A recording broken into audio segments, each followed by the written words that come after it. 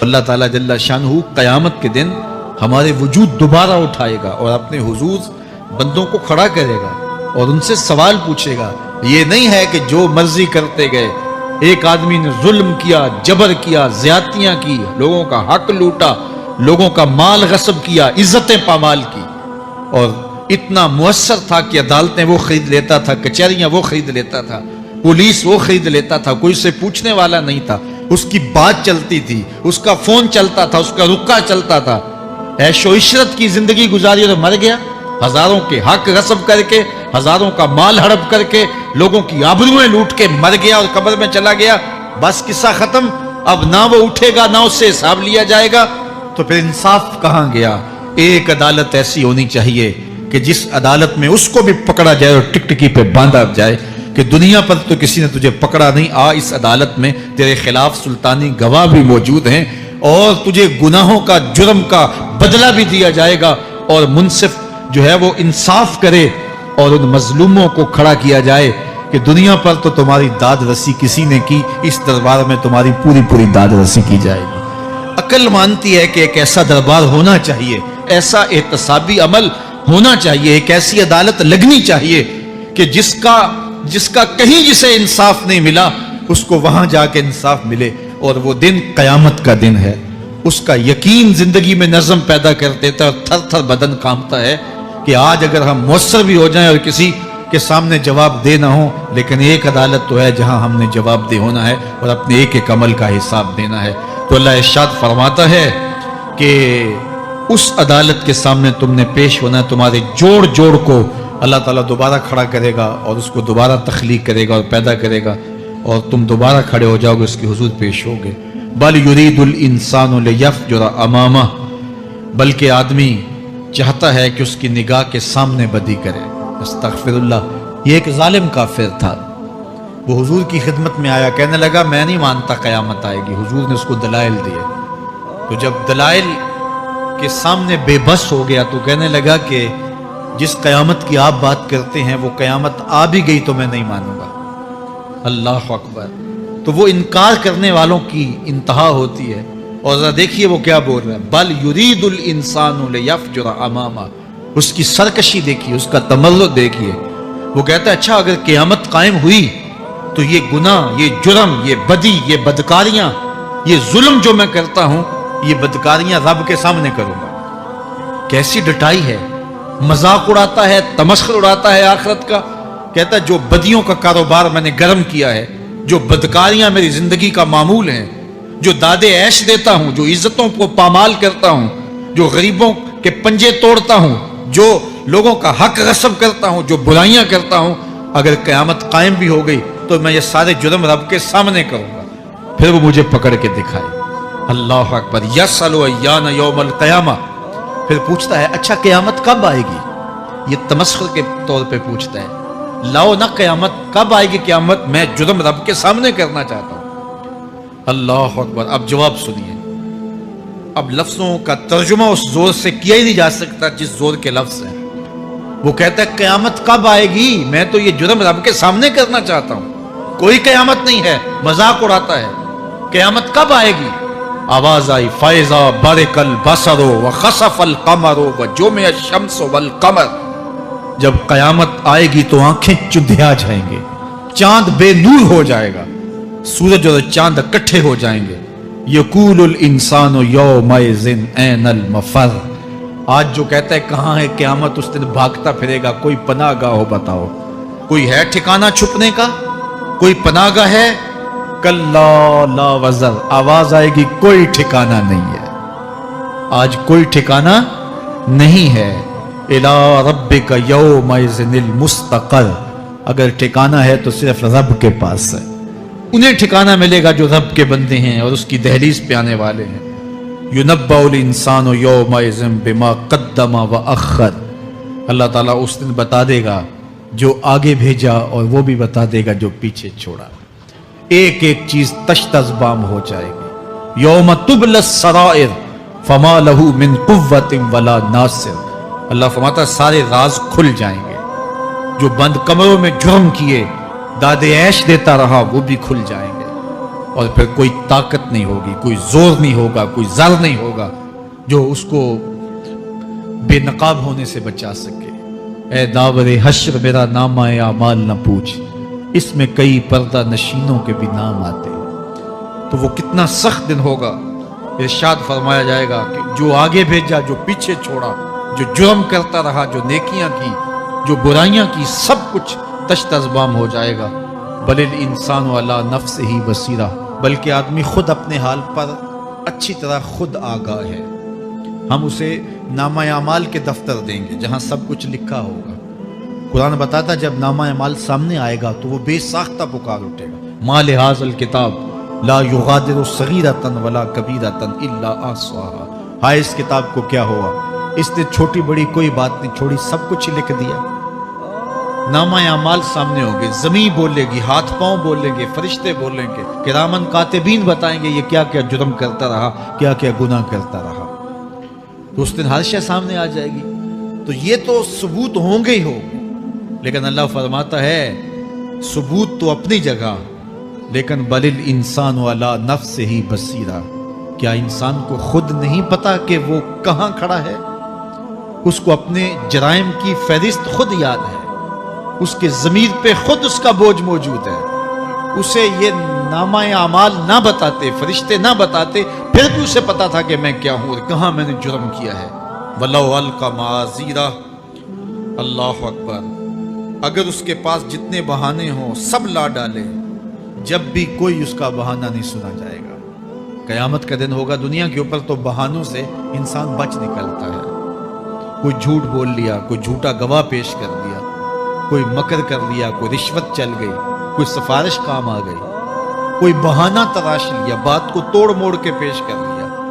لیکن قیامت کا جب دن ہوگا تو کوئی نہ جھوٹا گواہ چلے گا, نہ رب کی پولیس رشوت لیتی ہے, نہ وہاں انصاف کے خلاف کوئی کام ہوگا, اور نہ ہی کوئی بہانہ چل سکے گا. اللہ اکبر. دوسری بات مفسرین نے یہ بھی لکھی کہ بعض اوقات یہ ہوتا ہے کہ انسان اپنے گناہ پر, اپنے جرم پر کوئی بہانہ تلاش کر کے لوگوں کو مطمئن کر لیتا ہے. جو اس نے جرم کیا, کسی سے زیادتی کی, کسی کا حق غصب کیا, تو لوگوں نے ملامت کی تو وہ کوئی بہانہ تراشتا ہے اور لوگوں کو مطمئن کر لیتا ہے.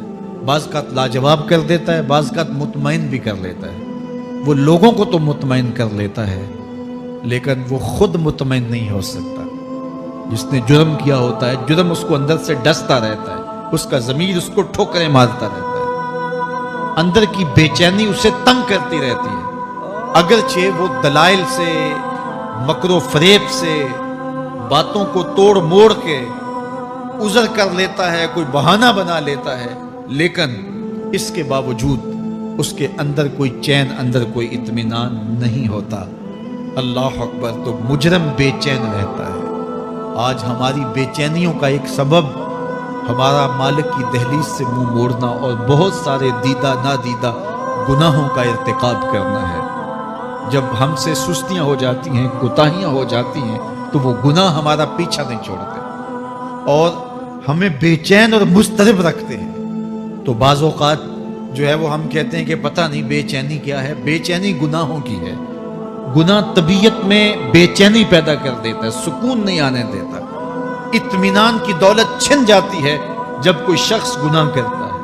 اور یہ لازمی نہیں ہے کہ وہ کسی کا حق غصب کرے, اس نے کسی کی عزت ہی پامال کی ہو, اس نے کسی کی آبرو پہ حملہ کیا ہو. اگر نماز چھوڑی ہے تو بے چینی یہ بھی کم نہیں ہے, یہ رب کی نافرمانی ہے. اگر اس کی نظر بھٹکی ہے تو یہ بھی کم بے چینی نہیں دیتی. اگر اس کا خیال بہکا ہے, اس نے زبان سے کسی کو دکھ دیا ہے, اس نے کسی کے لیے سب و شتم کا انداز اختیار کیا ہے, گالی گلوچ کا رنگ اختیار کیا ہے, تو پھر کیا ہوا کہ یہ بے چینی اندر کو توڑتی رہتی ہے. انسان چلتا پھرتا ہے لیکن اسے طمانیت نہیں ملتی, اسے سکون نہیں ملتا. سکون کب ملے گا؟ سکون تب ملتا ہے جب کسی سے زیادتی کی ہو تو اس سے جا کے معافی مانگ لی جائے, اور اس لجاجت کے ساتھ معافی مانگی جائے کہ وہ مجبور ہو جائے معاف کرنے پہ, تو پھر اندر طمانیت اتر جاتی ہے. اگر رب کی نافرمانیاں کی ہیں تو لیلۃ القدر کے دامن میں اس سے معافی مانگ لو. اتنی لجاجت سے معافی مانگو، اس قدر رو کے معافی مانگو، ترلے منت پہ اتراؤ، ہاتھ جوڑو، آنسو بہاؤ، چیخو، چلاؤ، رو، اس کی دہلیز سے لپٹ جاؤ، اس سے اپنے گناہوں کی معذرت کرو۔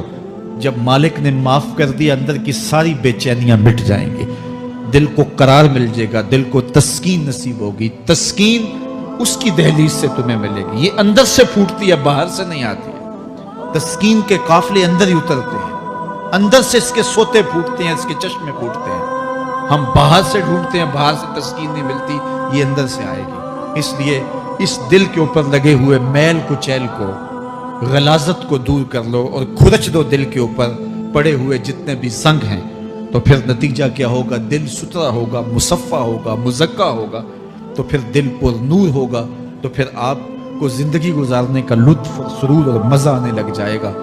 تو انسان جب دلیلیں تراشتا ہے، اس سے ایک بعض اوقات اپنے آپ کو بھی مطمئن کرنے کی کوشش کرتا ہے، اوروں کو بھی مطمئن کر لیتا ہے، لیکن حقیقت میں اطمینان نہیں ہوتا، وہ بے چینی ہوتی ہے۔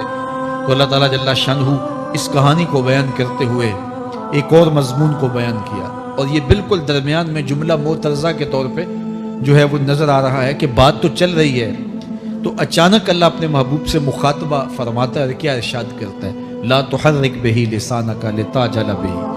تو یہ اچانک بات کیوں آ گئی؟ اصل بات یہ تھی کہ جب وحی نازل ہوتی تو آقا کریم علیہ السلام ہمہ تن گوش ہو کے اس وحی کو سنتے، پھر اس کو محفوظ کرنے کی فکر ہوتی کہ جو میں نے سنا ہے وہ اچھی طرح مجھے یاد ہو جائے، اور پھر آقا کریم علیہ السلام کی تیسری فکر یہ ہوتی کہ اس کے جو معارف ہیں، اسرار ہیں، اور اس کے جو ثمرات ہیں، اس کی جو تفصیلات اور نکلنے والے اس کے نتائج ہیں، وہ بھی اچھی طرح جو ہے وہ میں سمجھ پاؤں۔ تو یہ تین مشقتیں بیک وقت حضور گوارا کر رہے ہوتے۔ اب قیامت کا ہولناک منظر جو پیش کیا گیا، اور پھر انسان جب اپنے رب کی نافرمانی کرتا ہے تو جو اس کا حال ہوتا ہے، تو یہ سارے مضامین کو اللہ کے محبوب سن رہے تھے۔ حضور کے قلب اطہر پر گرانی آئی، اور میرے رب کو کیسے گوارا تھا۔ جو حضور سن رہے تھے جلدی جلدی اس کو زبان پہ لانا چاہ رہے تھے تاکہ وہ اچھی طرح ازبر ہو جائے، لیکن اللہ نے محبوب کی اس مشقت کو دیکھا تو فرمایا لا تحرک بہ لسانک لتعجل بہ۔ محبوب آپ اپنی زبان کو جنبش نہ دیں، آپ جلدی کرتے ہیں تاکہ وہ جو میں نے سنا ہے وہ میری زبان پہ آ جائے۔ ان علینا جمعہ و قرآن، یہ ہمارے اوپر ہے، ہم آپ کے دل میں جمع بھی کریں گے، جو آپ کو سکھایا ہے وہ آپ کو یاد بھی رہے گا، وہ آپ بھول نہیں سکیں گے۔ فَإِذَا قَرَأْنَاهُ فَاتَّبِعْ قُرْآنَهُ، اور جب ہم پڑھ لیں تو پھر اس کے بعد آپ اس کو دہرائیں پڑھیں۔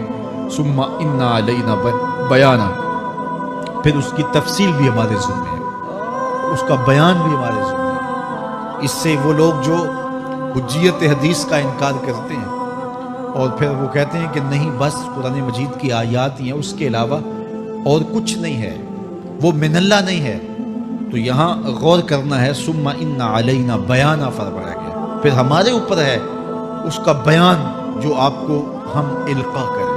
اور آقا کریم نے فرمایا، سنن نسائی کی روایت ہے، انما اوتیت القرآن ومثلہ معہ، مجھے قرآن دیا گیا اور قرآن جتنے اور علوم بھی میرے سینے میں رکھے گئے۔ تو صرف قرآن ہی نہیں اتارا گیا حضور کے سینے میں، حضور کے سینے میں بہت کچھ نازل کیا۔ حضور کا سینہ گنجینہ ہے اسرار و معانی کا، اور اللہ تعالیٰ جل شانہ نے اپنے محبوب کو بہت کچھ عطا کیا۔ یہ بیان کرنے کے بعد فرمایا کلا بل تحبون العاجلہ وتذرون الآخرہ۔ اللہ اکبر، کوئی نہیں بلکہ یہ جو تم لوگ ہو اے کافرو، تم اس چیز کو پسند کرتے ہو جو بالکل نقد ہے، جو جلد ملنے والی ہے۔ دنیا کا سودا نقد ہے، دنیا کے نفع نقد ہیں، دنیا کی لذات نقد ہیں۔ شیطان کہتا ہے اب چوری کرو اب مال آئے گا، اب زنا کرو اب لذت ملے گی، اب ڈاکہ کرو اب امیر ہو جاؤ۔ تو دنیا کے سودے نقد ہیں اور آخرت کے وعدے ادھار ہیں۔ ارشاد فرمایا بل تحبون العاجلہ، تم دنیا کی جو عاجل چیزیں ہیں، جو بالکل نقد سودے ہیں، تم ان کے پیچھے پڑتے ہو۔ وتذرون الآخرہ، اور آخرت کو چھوڑتے ہو۔ دوسرے مقام پہ ارشاد فرمایا سورہ الاعلیٰ میں بل تؤثرون الحیات الدنیا والآخرۃ خیر وابقیٰ، तुम दुनिया की जीती जिंदगी को तरजीह देते हो, हालांकि आखिरत बेहतर भी है और दायमी भी। मैं आपकी तवज्जो चाहूंगा, आखिरत बेहतर भी है और दायमी भी, लेकिन तुम्हारी तरजीह ये दुनिया है जिसकी आखिरत के मुकाबले में कोई हैसियत ही नहीं है। हुजूर ने इरशाद फरमाया, अगर किसी को जन्नत में एक कोड़ा रखने की जगह मिल जाए, एक डंडा रखने की जगह मिल जाए, दुनिया व माफीहा की दौलतों से वो ज्यादा कीमती है। 7 बर्रे आज़मों पे फैली हुई कायनात, समुद्रों की तहों में कीमती मोती, पहाड़ों के दामन में कीमती मादनियात, मालियाती इदारों के पास सरमाए, लोगों के पास दौलत के अंबार, ये सारे इकट्ठे कर लिए जाएं और इनकी कीमत लगाई जाए, और जन्नत में एक डंडा रखने की जगह, एक असा रखने की जगह, एक कोड़ा रखने की जगह, वो जगह फिर भी ज्यादा कीमती है। प्रॉपर्टी वैल्यू होती है ना। वो कहते हैं कि दूर दराज देहात से 10 एकड़ फरोख्त करें तो यहाँ हमारे बाईपास पे अगर लें तो 1 कनाल जगह आएगी, 10 एकड़ फरोख्त करके यहाँ 1 कनाल मिलेगी। और अगर आप मजीद इसको फरोख्त करके मजीद जो है वो किसी महंगे इलाके में चले जाएं तो हो सकता है 2 मरले इस 10 एकड़ के मुकाबले में आए। तो इस तरह मुख्तलिफ जगहों की प्रॉपर्टी वैल्यू होती है। अल्लाह के महबूब जन्नत की प्रॉपर्टी वैल्यू बता रहे हैं। 7 बर्रे आज़मों पे फैली हुई कायनात को एक पलड़े में रखें। पूरी दुनिया के अंदर जो सरमाए हैं, जो माजी में सरमाए लोगों ने खर्च कर लिए, जो हाल में मौजूद हैं, जो आने वाले अदवार में लोगों के पास आएंगे, कारून का खजाना और सरमाए सारे इकट्ठे करके एक पलड़े में रख दें, जन्नत में एक असा रखने की जगह फिर भी ज्यादा कीमती है। तो फिर दुनिया की आखिरत के मुकाबले में कीमत क्या हुई? दुनिया की जन्नत के मुकाबले में वैल्यू क्या हुई? और जन्नत में सबसे कम जगह किसको मिलेगी? जो सबसे आखिर में जाएगा। जाहिर है सबसे कम जगह उसी के पास होगी जो सबसे आखिर में जहन्नुम के धक्के खा खा के, रगड़े सह सह के फिर आखिर में जन्नत में जाएगा। सबसे थोड़ी जगह उसके पास होगी। हदीस पाक में आता है, बुखारी में आता है, हुजूर ने इरशाद फरमाया कि जब जहन्नुम से आखिरी जहन्नुमी निकाला जाएगा तो अल्लाह ताला उससे पूछेगा, बता तेरी कोई आरजू? तो वो कहेगा, मालिक ये आरजू है, ये आरजू है, मुख्तलिफ आरजुओं बताएगा। अल्लाह फरमाएगा, लका मा तमन्नैता, जो तूने आरजू की जा जा तुझे मैंने अता कर दी, अब जन्नत में चला जा। तो उसकी तो तवक्को ये होगी कि साया ये दीवारें जन्नत में जगह मिल जाए तो गनीमत है, और अगर जन्नत के अंदर जाऊं तो कोई झोंपड़ा मिल जाए 2 मंजिले का तो वो भी काफ़ी है। लेकिन अल्लाह उसे कितनी जगह देगा? अल्लाह फरमाएगा, जा जन्नत में, तेरे लिए जन्नत में दुनिया से 10 गुना जगह है। 7 बर्रे आज़मों को 10 से ज़रब दे तो कहा कि दुनिया से 10 गुना जगह तेरे लिए। उसको यकीन ही नहीं आएगा। वो कहेगा, अतस्खुर वांतल मालिक, मेरे रब तू बादशाह हो के मुझसे मजाक कर रहा है? अल्लाह फरमाएगा, नहीं, तेरे लिए 10 गुना जगह है, और उसके लिए 10 गुना जगह होगी जो सबसे आखिर में जन्नत में जाएगा।